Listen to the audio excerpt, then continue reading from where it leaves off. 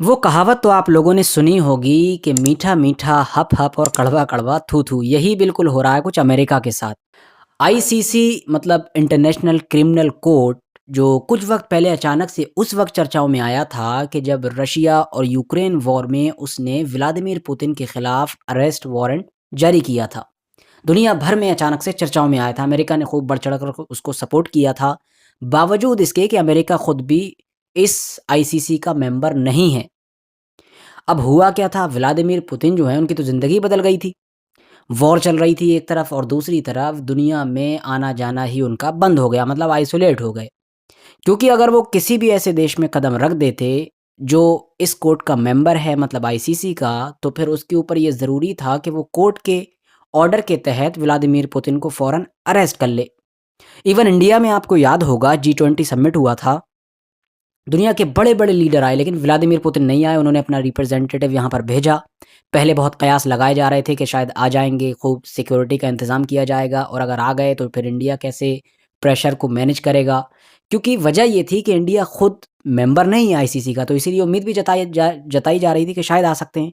लेकिन माहौल ऐसा था और ऑलरेडी दुनिया के ज़्यादातर देश क्योंकि मेंबर भी हैं उसके, तो इसी वजह से व्लादिमीर पुतिन नहीं आए। अब वो चाहे वो खुद ना आए हों या इंडिया की तरफ से उनकी आपस में बातचीत कुछ हो गई हो, मामला सेट कर लिया गया हो। तो कुल मिलाकर ये था थोड़ा आईसीसी का इंट्रोडक्शन और कुछ मैं आपको याद दहानी कराना चाहता था इससे रिलेटेड, ताकि आप आगे की बात आसानी के साथ समझ सकें। अब क्या हुआ भाई? अब ये हुआ कि उसी आईसीसी ने 5 लोगों के खिलाफ अरेस्ट वारंट जारी किया गाज़ा और ये फ़िलिस्तीन की जो जंग चल रही है गाज़ा के अंदर इज़राइल के साथ, उस पूरे मैटर को लेकर। बिल्कुल रशिया यूक्रेन वॉर की तरह। लेकिन इस बार अमेरिका को कर्री पड़ गई, उल्टा हो गया सीन इनके साथ। क्योंकि पिछली बार इनके फ़ेवर में था तो इन्होंने सपोर्ट कर दिया। अब कि इनके अगेंस्ट हो गया तो ये फ़ौरन मुकर गए। अब किसके खिलाफ जारी किया है? 5 लोगों के खिलाफ जारी किया गया है। 2 जो हैं इज़राइल की तरफ से हैं, 3 जो हैं हमास की तरफ से हैं। अब आप ये चीज़ नोटिस करिए कि आईसीसी को भी इन तमाम चीज़ों का इल्म था, उसे अच्छी तरीके से महसूस हो चुका था कि उसके साथ क्या होगा। इसीलिए उसने पहले ही ये जो काम किया है, तो इसमें बैलेंसिंग करने की कोशिश की है, काफ़ी बैलेंस किया है। मतलब हमास के लोगों को भी ले लिया, लेकिन उसके बावजूद भी जिस तरीक़ा का रिस्पॉन्स आया है, इज़राइल की तरफ से या ख़ास तौर से अमेरिका की तरफ से, वो दुनिया को देखने लायक है। मतलब दुनिया इससे अंदाज़ा लगा सकती है कि इन लोगों का क्या डबल स्टैंडर्ड है और ये कितना इंटरनेशनल लॉज़, कानून, ह्यूमन राइट इन सबको फ़ॉलो करते हैं। वैसे यहाँ पर मैं आप लोगों के सामने ये बात भी क्लियर करता चलूँ पहले कि अभी तक अरेस्ट वारंट जारी नहीं हुआ एग्ज़ैक्टली, बल्कि अभी सिर्फ़ उन्होंने एप्लीकेशन दायर की है। मतलब अभी जो है सिर्फ़ आगे की प्रक्रिया शुरू होगी, प्रक्रिया शुरू कर दी गई है, प्रोसेस चालू हो गया है। और जैसा कि पुराने एप्लीकेशन वगैरह में देखा गया है, पुराने मामलात में देखा गया है कि जारी हो ही जाता है, तो इसमें भी माना जा रहा है कि जारी हो ही जाएगा अरेस्ट वारंट। लेकिन टाइम लगेगा, कुछ हफ़्ते लग सकते हैं, कुछ महीने भी लग सकते हैं। जैसा कि व्लादिमीर पुतिन के केस में भी देखा गया था कि बावजूद इसके कि वो वेस्टर्न नेशंस के फ़ेवर में मामला था, फिर भी 24 दिन का लगभग वक़्त लग गया था पूरा प्रोसेस कंप्लीट होने में और अरेस्ट वारंट जारी होने में। अब ये नेतन्याहू वगैरह का मामला है, तो इसमें तो और ज़्यादा टाइम लगेगा। अब देख लेते हैं कि ये 5 लोग हैं कौन, जिनके खिलाफ अरेस्ट वारंट जारी करने की तैयारी की जा रही है। इज़राइल की तरफ से जो 2 हैं, वो हैं प्रधानमंत्री इनके बेंजामिन नेतन्याहू, दूसरे हैं डिफेंस मिनिस्टर योव गैलांट, ठीक है? 3 जो लोग इन्होंने 5 में से उठाए हैं, वो हमास की तरफ से उठाए हैं। पहले हैं इस्माइल हानिया, जो हमास के चीफ ही हैं, मगर बाहर के सारे मामलात को देखते हैं, यानी हमास को बाहर से कंट्रोल करते हैं, जो कतर वगैरह में रहते हैं और ये जितनी भी आप देखते हैं डील वगैरह होती है, उन्हीं के अंडर में होती रहती है। दूसरे हैं यहया सिनवार, जो गाज़ा के अंदर ही इन लोगों के पॉलिटिकल चीफ हैं, मतलब जो हेड हैं पॉलिटिकली, जो गाज़ा को चलाते हैं। और तीसरे जो हैं वो हैं मिलिट्री विंग के जो कमांडर हैं, इनके जो लीडर हैं, जिनका नाम है मोहम्मद ज़ईफ़। ये वैसे तो एक बहुत ही मिस्टीरियस पर्सनैलिटी है। इस बंदे की तस्वीर और इस बंदे की शक्ल खुद गाज़ा के ज़्यादातर लोगों ने नहीं देखी है। जो मीडिया वगैरह में भी इस इंसान का फ़ोटो वगैरह यूज़ किया जाता है, वो मुद्दतों पुराना है। अब तो ये बंदा दिखता कैसा है, ये भी किसी को नहीं पता है। इज़राइल ने कई बार इसको पकड़ने की कोशिश की, मतलब मोहम्मद ज़ईफ़ जो इनके लीडर हैं उनको, लेकिन वो कभी कामयाब नहीं हो सका। इवन इज़राइल ये भी पता नहीं लगा सका है कि अब ये इंसान कैसा दिखता है, कहाँ रहता है, इसकी फ़ैमिली में कौन है, कोई है नहीं है, कुछ नहीं पता। तो इन तीनों के खिलाफ भी अरेस्ट वारंट जारी करने की तैयारी चल रही है आईसीसी की तरफ से। अब देखते हैं कि इसका रिस्पॉन्स क्या हुआ। वैसे मैंने आपको पहले ही बताया पूरी दुनिया तो इसकी मेंबर है नहीं, मतलब सारे देश तो है नहीं, सिर्फ 124 के करीब इस आईसीसी के मेंबर हैं। यूरोप जो है उसका ज़्यादातर हिस्सा इसको मानता है और इसका मेंबर है। यही वजह है कि जब इज़राइल के खिलाफ इस तरीके का अरेस्ट वारंट जारी हुआ। अच्छा देखिए, ये पहली बार हो रहा है कि इस तरह का कोई कोर्ट, मतलब जो यूएन से जुड़ा हुआ कोई भी संस्था हो या कोई दूसरी भी हो, जो वेस्टर्न पूरा जो एम्पायर है उससे जुड़ी हुई होती है और उसके रूल्स वगैरह को फॉलो कर रही होती है, इस तरह की किसी भी ऑर्गेनाइजेशन ने पहली बार वेस्टर्न लोगों के ही खिलाफ फैसला दे दिया, या फिर ये कहिए कि वेस्टर्न लोगों के अलाय के खिलाफ फैसला दे दिया, उनके दोस्त के खिलाफ।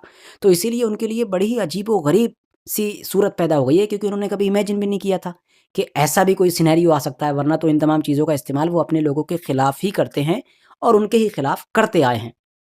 अब जब पहली बार ऐसा मामला आया कि उन्हीं के ही दोस्त, मतलब बेंजामिन नेतन्याहू और योव गैलांड वगैरह के खिलाफ अरेस्ट वारंट जारी हुआ आईसीसी की तरफ से, तो वो लोग बड़ी ही कन्फ्यूज़न कंडीशन में आ गए, कन्फ्यूज़ हो गए बहुत ज़्यादा।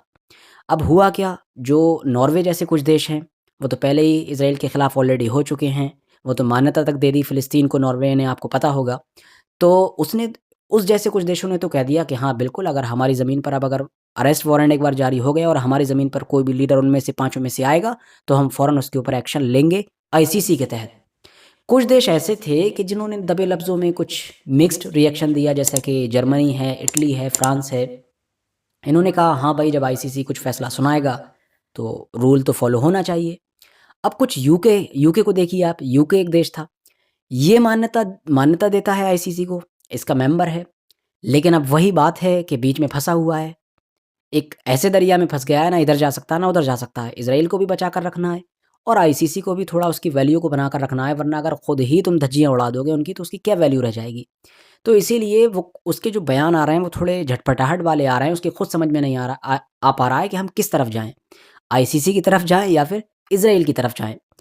सवाल रहा यूएसए का, तो यूएसए तो इसको मानता ही नहीं है। वो तो व्लादिमीर पुतिन के खिलाफ उसने अरेस्ट वारंट जारी कर दिया था, तो खूब वाहवाही कर दी इसकी। वरना ना इसको वो मानता है, ना इसका वो मेंबर है। इसीलिए जब इज़राइल के खिलाफ इस तरीके का अरेस्ट वारंट जारी हुआ, तो आग बबूला हो गया। नेतन्याहू ने फ़ौरन कंडेम कर दिया और शर्मनाक पता नहीं क्या-क्या बता दिया इसको फ़िलहाल।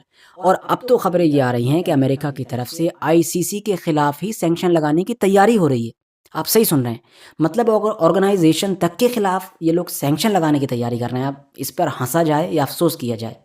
अब इन्हें कौन समझाए कि इनकी इन्हीं हरकतों की वजह से इनके सैंक्शन ही ख़राब हो चुके हैं। इन्होंने इतने सैंक्शन लगाए कि शुरुआत में जो इनका सबसे बड़ा हथियार माना जाता था, अब वो बिल्कुल यूज़लेस हो गया है। क्योंकि जब ज़्यादा लोगों पर इन्होंने सैंक्शन लगाए, तो वो सब एक ही जगह पर जाकर इकट्ठे हो गए। भाई, तेरे ऊपर सैंक्शन लगे, मेरे ऊपर लगे, आओ अपना ही दोस्ती कर लो। धीरे-धीरे वो पूरा ऐसा ग्रुप बन गया कि उन्होंने अपनी ही दुनिया बना ली है।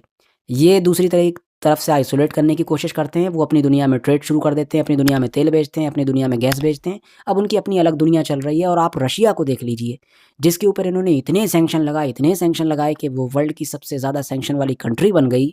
लेकिन उसके बावजूद भी वो सारे यूरोपियन देश कि जो उससे लड़ रहे हैं, यूक्रेन को सपोर्ट कर रहे हैं, उनके मुकाबले में रशिया की इकोनॉमी ज़्यादा तेज़ी के साथ आगे बढ़ रही है।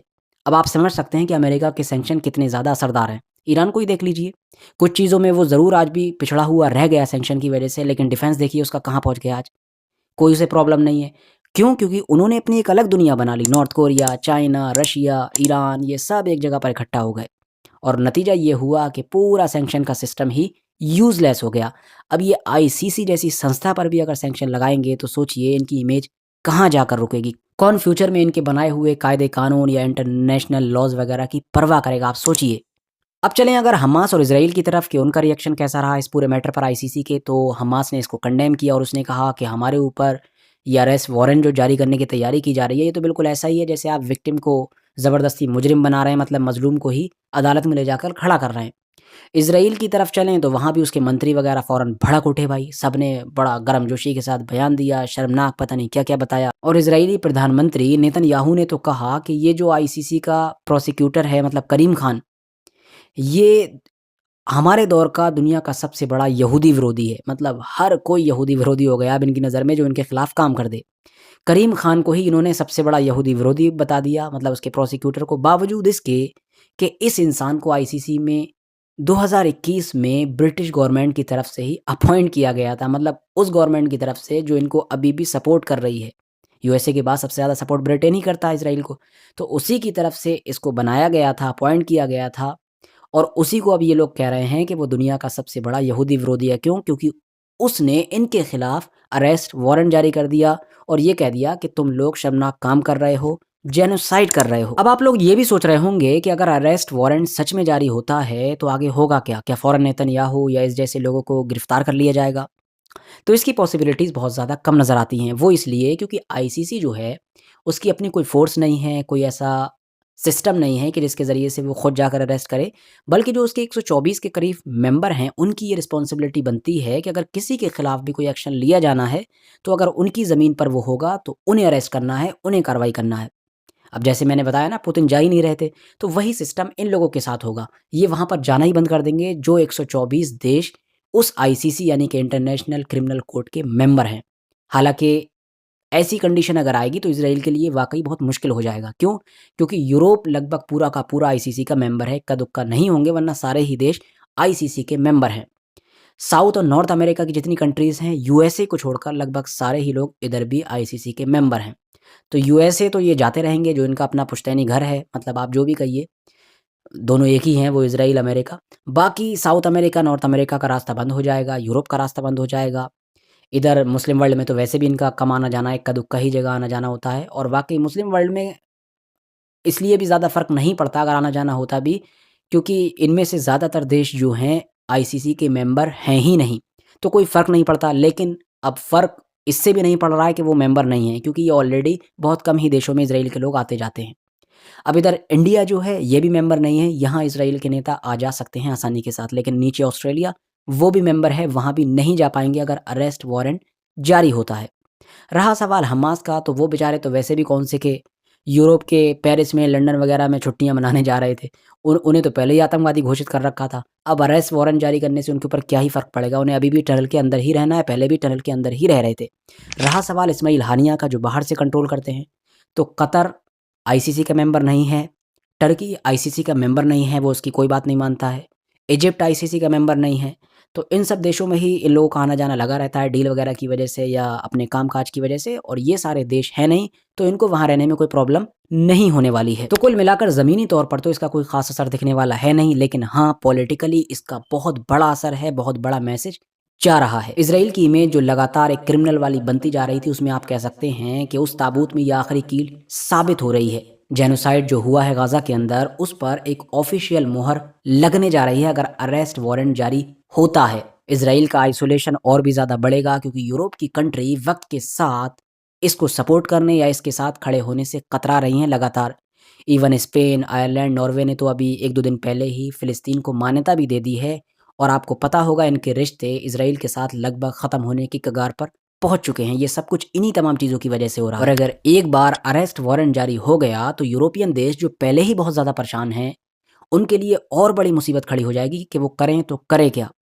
अगर वो इसके साथ खड़े होते हैं तो अपने ही लोगों, दुनिया में तो जो दिखाना है बेशर्मी के साथ मुँह, अपने ही लोगों में क्या मुँह दिखाएँगे, क्योंकि यहाँ तो सब जगह डेमोक्रेसी है यूरोप में, इलेक्शन होते रहते हैं। लोगों को क्या जवाब देंगे कि भई जब तुम ही आईसीसी की कोई बात नहीं मान रहे हो तो दुनिया क्या मानेगी? फिलहाल आज के लिए बस इतना ही, मिलेंगे बहुत जल्द ही एक और नई वीडियो के साथ। अगर वीडियो जानकारी से भरपूर लगी हो तो लाइक करें, दोस्तों के साथ शेयर कर सकते हैं, और हाँ, चैनल को ज़रूर सब्सक्राइब करें ताकि जब भी मैं नई वीडियो लेकर आऊँ तो आप लोगों तक सबसे पहले पहुँच सके।